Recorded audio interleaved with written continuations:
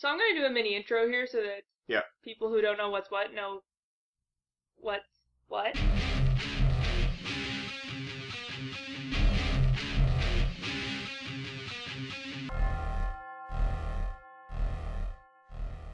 Hi, I'm Arestria.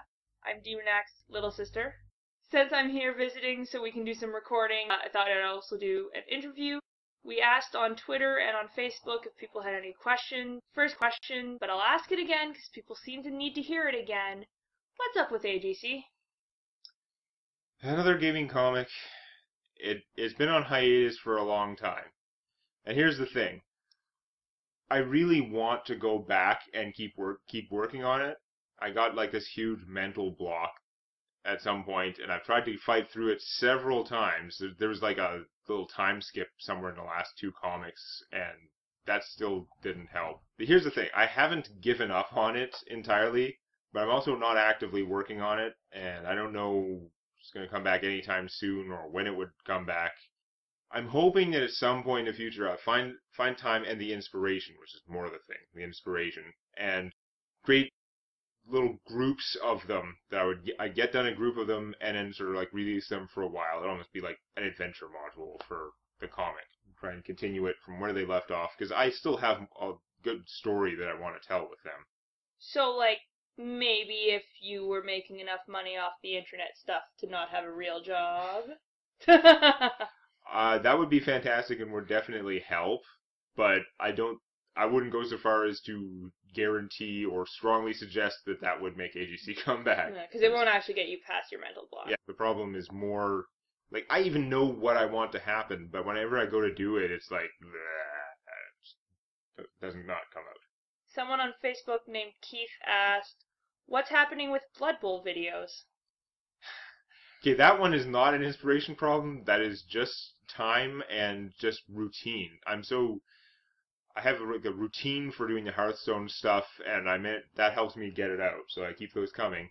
I want to do the Blood Bowl. I'd love to actually start doing like a routine there, but it does take about 2 hours at least. If everything goes well, it should take about 2 hours to do a game with like 2-minute turns. But yeah, I need to start those stupid Blood Bowl things, but right now I'm behind on my main videos, so I really got to catch up first. And that's usually what happens.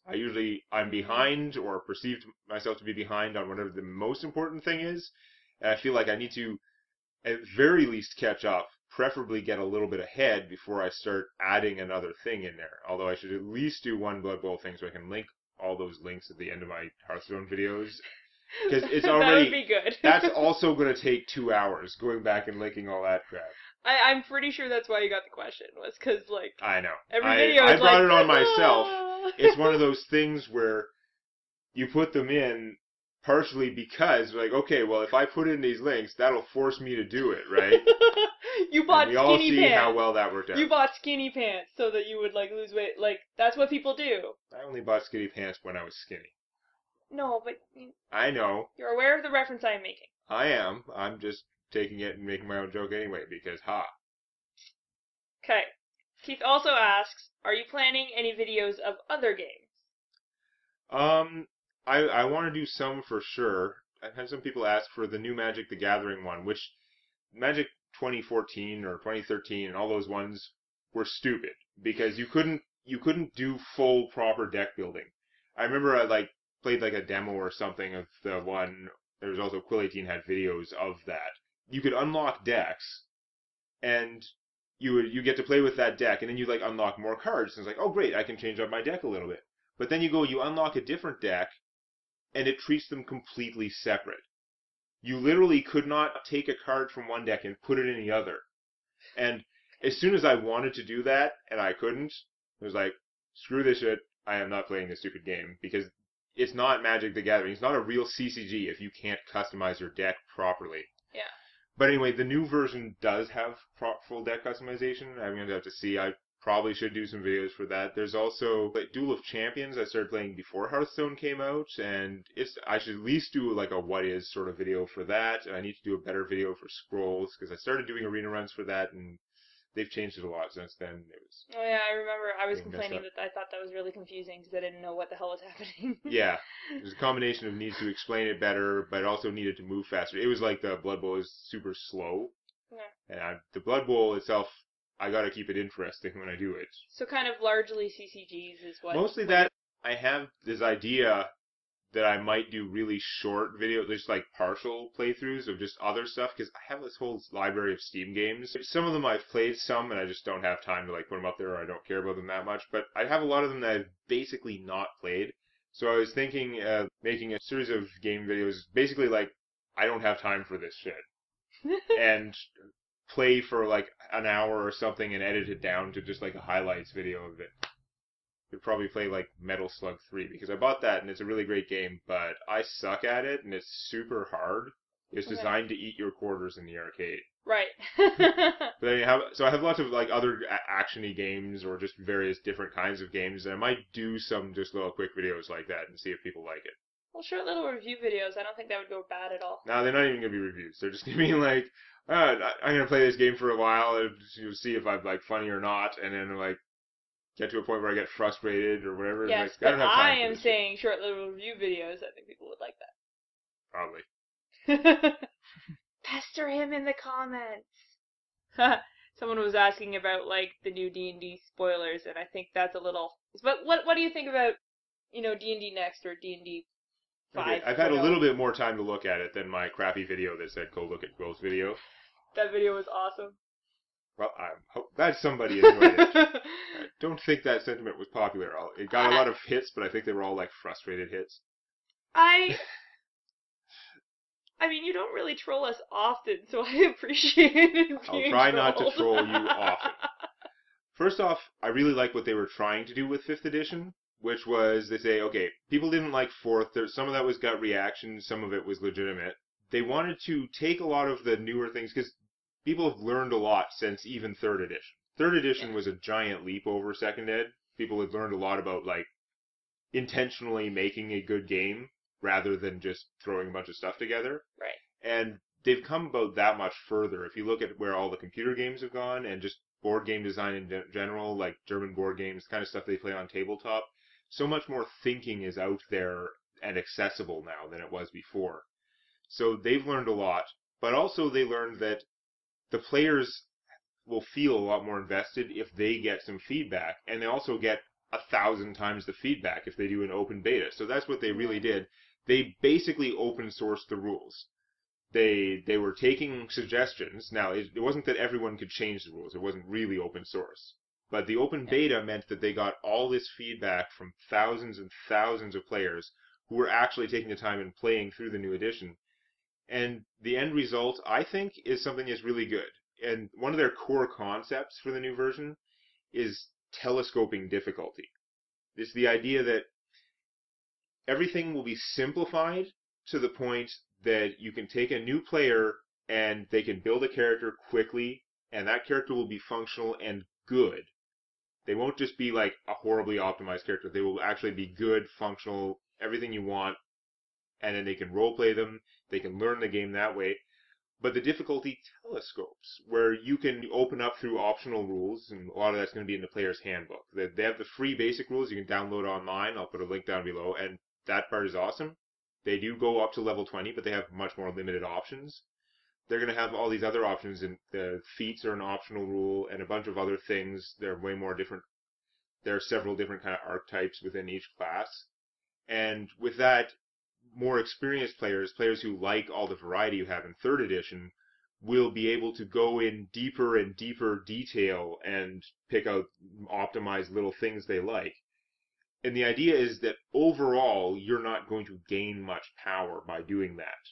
It's going to be like diminishing returns, but you'll have that flexibility to customize a character the way that you want it, and just it'll be there for all the people who enjoy going in and doing a little fine tweaking. You're like, I get these two things, and they're awesome together. I do that. Yeah. I'm one of those people who takes like 3 days to build a character. So now we don't know how it's going to work out entirely in terms of how balanced it is, but the plan is that you can do that, and your character will come out like a little bit better than somebody else who just said, I'm going to pick fighter, I'm going to take this set of starting equipment, I'm going to take this background and this archetype, and boom, my character's done. You can totally do that if you just want speed, or if you're worried about the complication.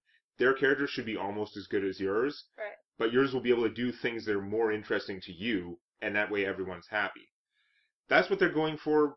Again, we don't really know how well they've accomplished it. I haven't played it that much yet, but they've made a lot of great strides, and there are a lot of other good things in the system too, which may or may not sound like good things. You have to think about them more, but they have flattened out the levels. That's another huge deal. Yeah. So a level 10 character isn't like 10 times as powerful as a level 1 character, which is pretty much the case in most versions of D&D. At least. Yeah. And even in like 4th ed, and at level 11, they have a huge boost in power because they gain like a new prestige class, and everything's tightly regimented into the, you fight this stuff and like when you're like level 1 to 10, you fight this stuff when you're level 20 to, or 10 to 20, and this stuff when you're 20 to 30. All that was all wrong. It was basically going in the wrong direction. Now it's all flattened out so that those monsters that you fight when you're level 2, you have way more tools to deal with them when you're level 6. Okay? You have some abilities that will do more damage, and you're going to hit a little bit more reliably. But the monster that was dangerous at level 2 can still threaten you when you're level 6. Okay. They're still dangerous, and that means just everything has more staying power. You don't get to that point where after 4 levels, you're no longer using the same spells that you used to use.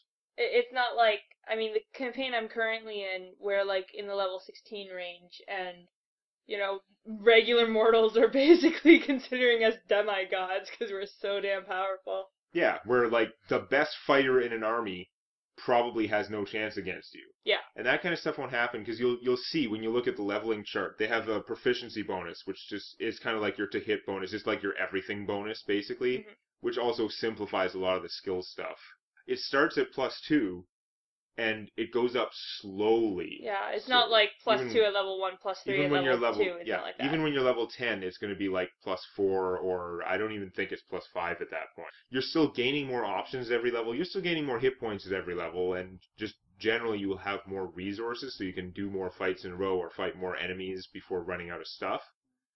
But it flattening it out doesn't sound good. You're like, that's going to make it boring. It's the opposite. It means that everything can stay relevant longer. It means that it doesn't feel like your story has completely changed just after 2 levels.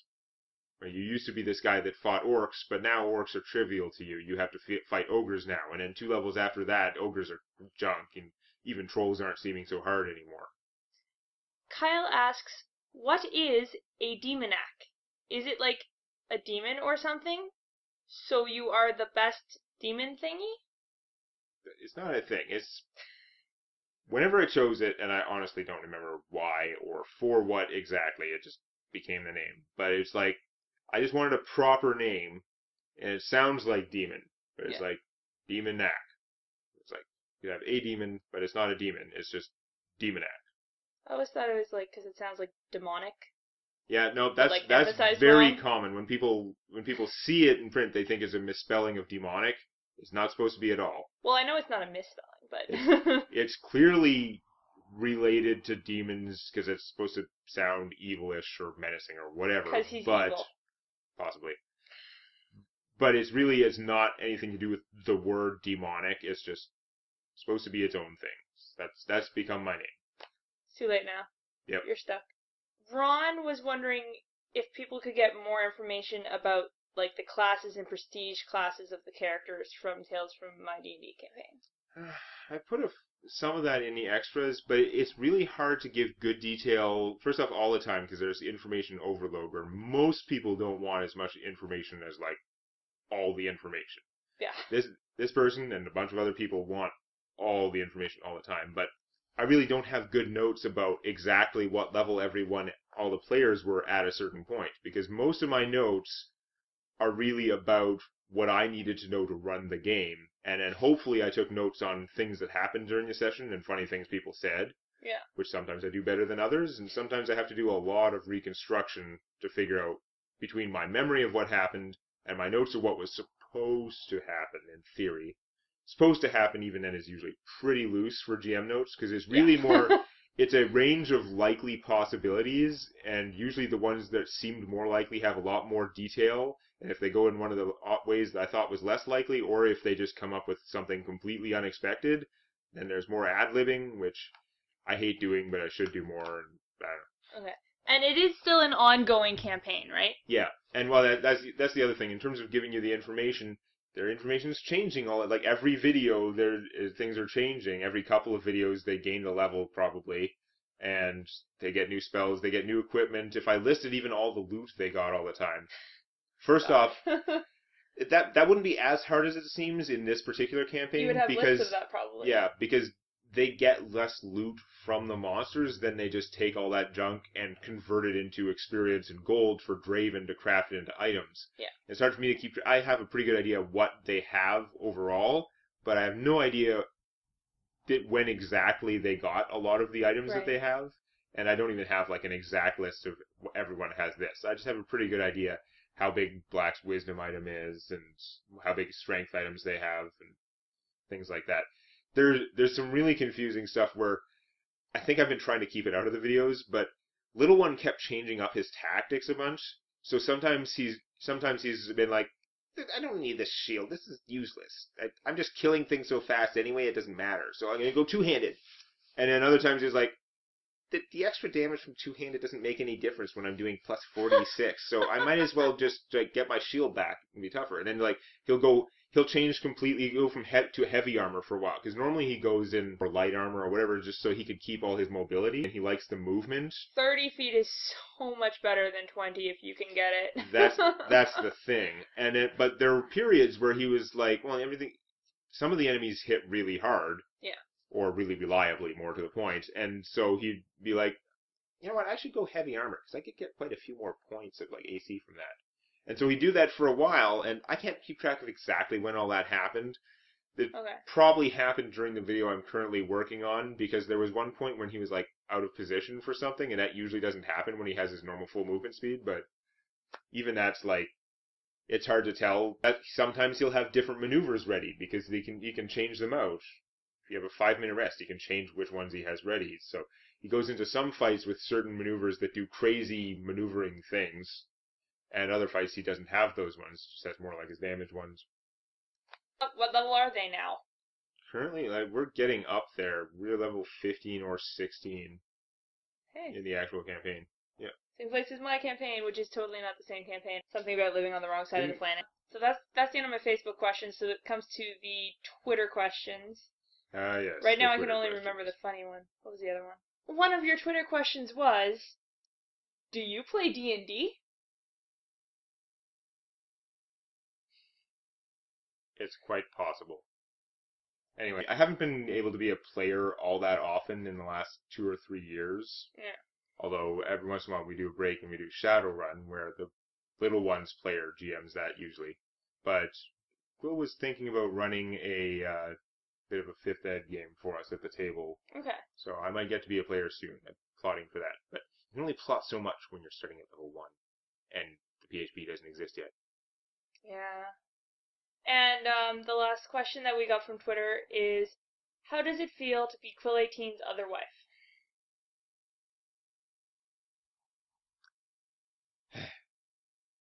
Well, I'm not sure his actual wife, Essentia, would appreciate that, but I can tell where this question probably comes from. Okay. It's because it's been mentioned several times, because I sometimes show up in their live streams, a lot more when I wasn't working as much. Mm-hmm. Quill likes a lot of things. He has very broad, he's a Renaissance man, basically. He's very broad, like, interests, musical and reading, television, everything. He likes so many different things, so many kinds of games. And he and his wife, Essendra, have quite a few things in common. Tons in common, as you might expect. Quill and I also have tons of things in common. They are almost universally completely different things.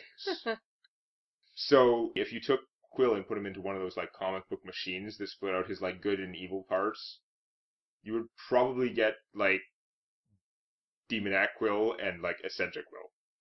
So basically, Essentia is the angel on one shoulder, and Demonac is the demon on the other shoulder. I guess you could say that. Now I guess I will make up some questions. That would be good. Yeah. What? Interviewer making questions for interviewee? That sounds like work. This is bullshit. please click the like button before it clicks you.